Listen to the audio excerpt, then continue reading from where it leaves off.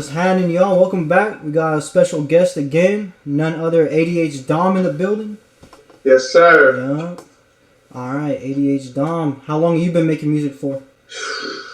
I've been making music for at least 4 years. Damn. Really a little longer though. Yeah, like freestyle fucking around. So you're from Rodeo though, right? So where's that? Yeah, Rodeo, California. For people that don't know, where is that exactly? I guess to describe it, it's like in between Vallejo and Panola or Richmond. Yeah, okay. So right before Vallejo, the Carquinez Bridge right there, you got Crockett. And then right before Crockett, you got Rodeo. Damn, okay. And then you lived there all your life, right? Yep. Pretty much? Yep, for sure. Wait, was that, did that help you with your music? Was there people in Rodeo that were, musically with you?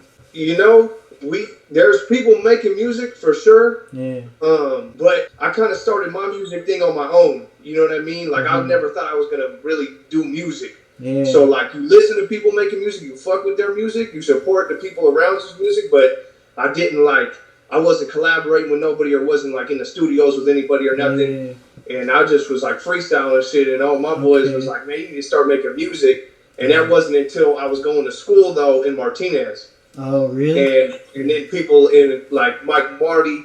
Yeah. Now you might know Mike Marty. That's really the first person I ever got in a studio with and recorded something on a microphone with. So it wasn't until then I actually tried to start really making music. Damn, okay. That's dope then. Shit, you might as well tell us your story then, your journey. How'd you get into music? How did Mike Marty get you going? How'd you meet him? Okay, so really it was really just freestyles, everybody fucking around, smoking, chilling, and they put on a beat and I started rapping. And then it kind of got from there, man, dog, you should make a track. I was like, nah, at first I was like, nah, I didn't want to sound whack or nothing like that. You know what I mean? We were just messing around. And then I started doing it at lunch in high school, in lunch in front of everybody, right? They bring a speaker and we started doing it. And it kind of started we get a little crowd around us at lunch. You know what I mean? And people were like, this is hard, blah, blah, blah, right? And from there, me and Mike Marty went to the same school. So he was there and I heard about him making music. And he had stuff already on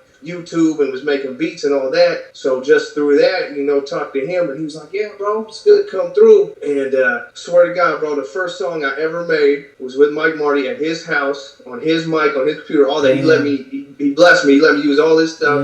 And we probably took 100, 200 takes, bro. I had never heard my voice on a mic. I was like, nah, Mike, this is bad. I sound terrible. I can't even do it, bro. And he's like, nah, just keep going till you get it. We got it, we recorded it, we put it out. A few people heard it, a few people fucked with it. It wasn't nothing crazy, but then just from there it gave me the confidence, okay, I gotta get better at this. I can do this, you know what I mean? Yeah, damn, that's a cool story. Wait, what high school did you go to? So I went to Alhambra in Martinez. Oh, yep, okay. Damn. Yeah. And then is your first song still up there or not? It was on Mike's. I didn't even have a SoundCloud. I didn't have nothing, right? So he uploaded it. So if it is there, it's on Mike Marty's SoundCloud way at the beginning. You know what I mean? Yeah. And then all right, so you're fresh out of high school and uploading songs to your SoundCloud, is that right? Yeah, so that was actually, I want to say that song, I think we were still in high school or I was just graduated, right? And then after that, I started taking it because it was a challenge to me, right? I wasn't that first song to me was damn, I could be better than this, So it was okay, I need to come up with better lyrics. I need to sound better on the mic. I need to have a better flow, better timing, all that. So it started me to okay, now I'm looking up beats. Now I'm trying to rap over beats. Now I'm trying to find, so through that, then it led me to trying to get into an actual studio, you know what I mean, and start recording those. And then when that happened, the first studio I ever recorded in, my homeboy Ant actually brought me there, and it happened to be across the street from my homeboy's house. We didn't even know. It was a shed in this dude's backyard, and he had the full setup though. And then we started, that's where I met Blinks. Somebody I work with a lot. He makes his own music and done a bunch of beats for me. And Blinks was our producer. He was recording this, mixing it, mastering it for us. So through that, then we started getting better in there. And that's when I was like, okay, we can start uploading some of these. And we made the SoundCloud, and we just started putting them straight on SoundCloud. Damn, that's cool. So you really developed your team, huh? Just by meeting those people? Yeah. I'll be honest, like I said, at first, I was just we were just doing it for fun. It was not nothing serious I thought I'd do. So it really took those couple couple people around me and some people around me, they actually kind of initially put me on with like, hey, this is a studio here, here's some beats here, and then from there I ran with it. You know what I mean? I said, okay, we could work with this. Damn, okay.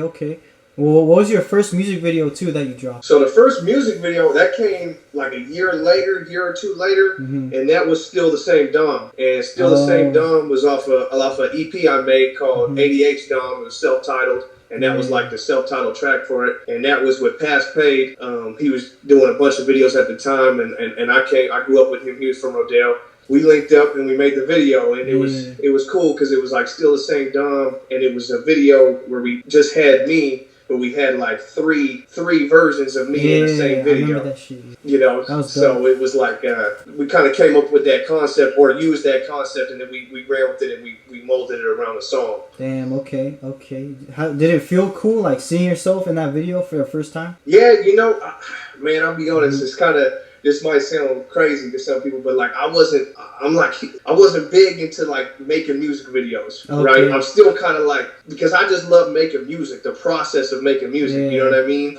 So for me, it was like, okay, we gotta be a director right now. We gotta come up with this ideas. We gotta do all this. But then once we did it, and the song that's Still the Same Dawn, that song was like, you know, real shit. It was all real shit. The stories I was telling in there, and it was about having connections with people, and then those connections falling off, and people kind of holding like one or two things you've ever done wrong against you, and not remembering all the good things you did. So for me, making that video, like, it served a real purpose. You know what I mean? And having myself in there, you could see the emotion in it. Damn, that's cool. Because I remember you told me too, you got to put, when we had the class together at DVC, you're the one that told me to put your real emotions and like think about how you felt a certain day. And I remember that ever since. That's a good I remember when you had that, you had wrote that verse. And we were talking about that, and it was just a tip for me to you. You know, maybe some people it doesn't work for, but for me, it like brought out that characteristic in the song. You know, it's like if you could really feel that moment that you're rapping about, or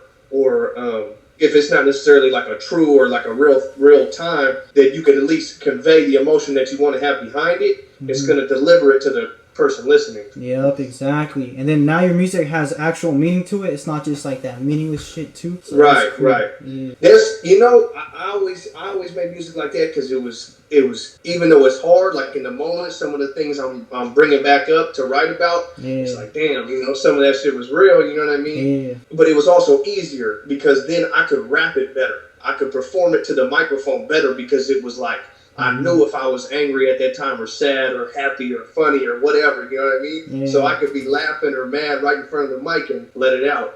Yeah. And you know how I do it, moving while I'm grooving, yeah, I'm moving real smoothly, You a hoe, don't be slightly embarrassed, cause all my homies into sharing and caring. Get the kitty cat preparing for the wearing and tearing. It's apparent that we staring, mouth drooling, trying to knock out your bearings, Girl, don't you get it? My name is Dominic, I'm trying to let my homies hit it, All my boys be some dogs. Even if you ran with me, they still hit it for show. See, you don't even know. They'll flirt with your mom, not even keep it on the low. See, we really don't care, and it really ain't right if we really don't.